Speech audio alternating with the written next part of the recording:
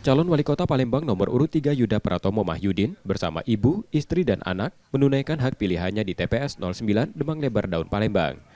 Sebelum menuju TPS, Yuda terlebih dahulu sungkem pada ibunya memohon doa restu. Setelah mencoblos, Yuda menyatakan akan menghormati apapun pilihan masyarakat Palembang. Ia juga mengucapkan terima kasih kepada relawan dan warga yang telah berjuang hingga tahap pencoblosan.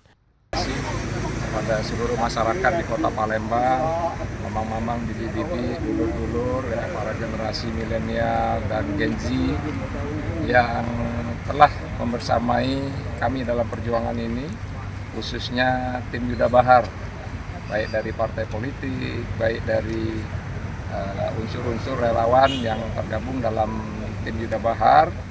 Kami mengucapkan terima kasih atas perjuangannya. Ya, semoga cita-cita kita bersama dijabah Allah Subhanahu wa Ta'ala. Yuda mengajak seluruh pendukung untuk mengawal proses pilkada ini dengan jujur dan adil, saling mengingatkan dan menjaga agar tidak ada kecurangan. Yudi Kiswanto, Kompas TV, Palembang, Sumatera Selatan.